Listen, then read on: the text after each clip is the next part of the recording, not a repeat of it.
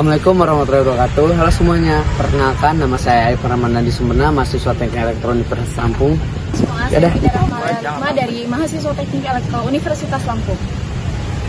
Halo semuanya, perkenalkan nama saya Fadil Akmal dari Universitas Lampung. Halo semuanya, kenalin aku Amanda Syafira, mahasiswa Teknik Elektro Universitas Lampung.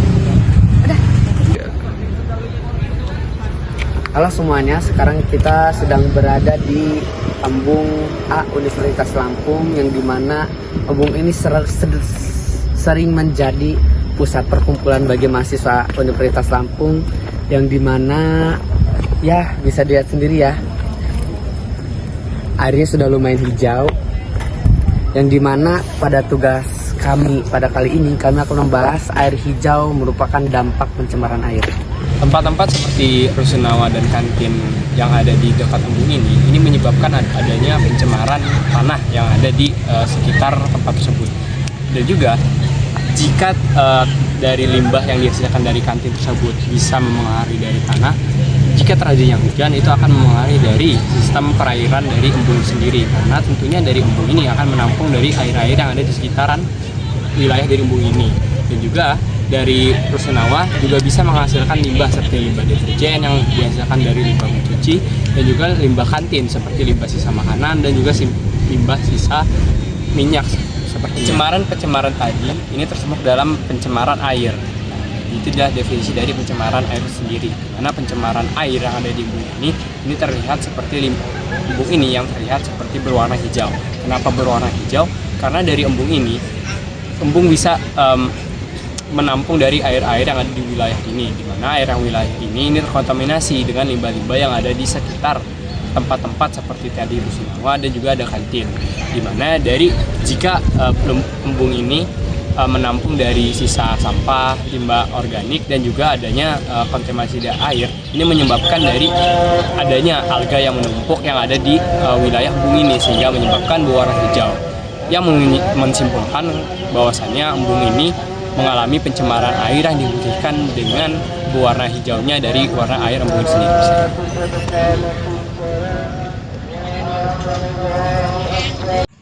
Pencemaran air seperti ini dapat menyebabkan dampak negatif bagi lingkungan dan juga makhluk hidup yang ada di dalam air. Salah satu contoh dampaknya yaitu adalah kekurangan kadar oksigen di dalam air, sehingga menyebabkan ikan dan juga makhluk hidup yang ada di dalam air ini bisa mati. Kemudian, selain itu, dampak air yang tercemar itu dapat membuat bau yang tidak sedap, sehingga membuat warga sekitar itu tidak nyaman. Contohnya, seperti di rusunawa itu kita mencium bau-bau yang tidak sedap dari dampak tercemarnya air ini. Kemudian, jangka panjang dari tercemarnya air ini dapat menurunkan ekosistem dan juga air yang tidak bersih untuk lingkungan sekitar.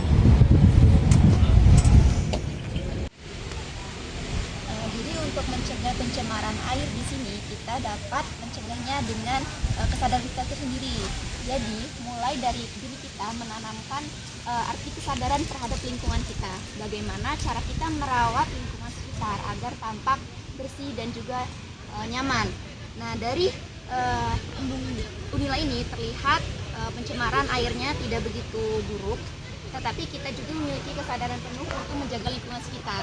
Bukan hanya di sekitaran universitas saja, kita harus bisa memiliki kesadaran penuh terhadap lingkungan di luar universitas ataupun tidak di lingkup kampus kita tersendiri. Nah, baik dapat dilihat di Unila tersendiri, di sini kita sudah memiliki tempat sampah yang terbuat dari bahan bekas seperti ban. Jadi ban ini jika kita bakar dapat menyebabkan polusi udara, bukan?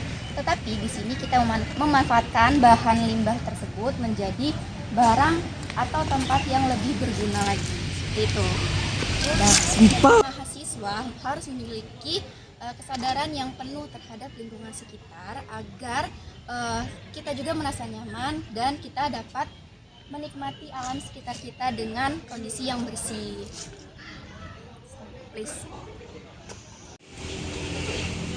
Dapat dilihat di mana di embung Universitas Lampung ini terdapat beberapa fasilitas mahasiswa, yang dimana pertama yaitu ada rusunawa Unila, dan juga ada kantin pertanian yang dekat dengan Rusunawa, yang dekat dengan embung Unila ini.